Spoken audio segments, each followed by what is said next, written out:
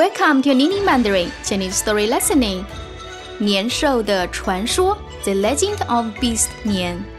Hi friends, Happy New Year to you! 新年快乐! Today I'm going to tell you the original story of the Chinese New Year, Beast Nian. This is taken from my book, Chinese Stories for Language Learners Elementary, the best collection of Chinese folktales, idioms, proverbs, historical and modern fun stories, available on Amazon for the link below in description.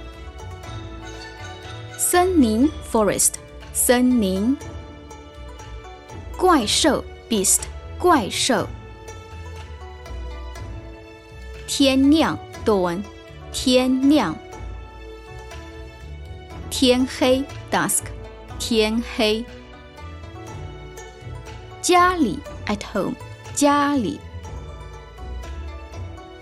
家禽 Livestock 家禽新年 New Year 新年过年 Celebrate the New Year 过年守岁 Stay up late 守岁放鞭炮 Set off firecrackers 放鞭炮 Listening question 守岁的来源是什么 What is the origin of staying up late in the New Year's Eve?Now listen carefully, you can turn on or off English captions. 很久以前，森林里有一只怪兽，叫年。人们叫它年兽。它又大又丑，非常凶恶。不仅吃动物，还吃人。年兽每次来村子里，会吃很多家禽。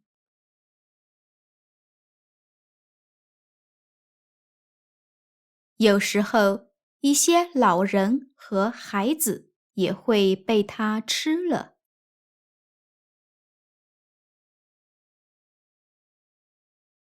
后来，人们就开始想办法对付它。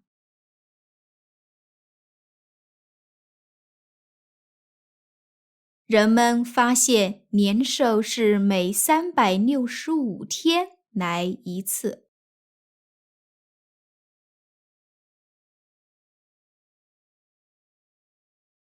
它一般天黑后到，天亮前走。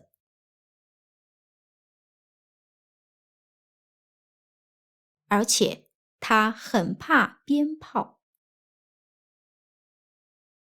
后来，人们开始算好时间。每到这天晚上，都会提前吃饭。接着藏好家禽，然后放鞭炮。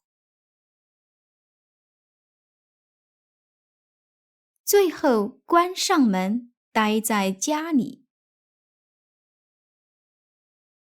一晚上都不睡觉。等年兽到了，找不到活物，又怕鞭炮，就离开了。后来这一天就成为了中国人的年30。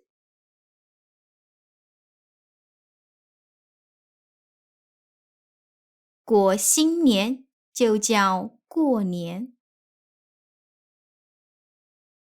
吃年夜饭、放鞭炮和守岁，都成为了过年的传统。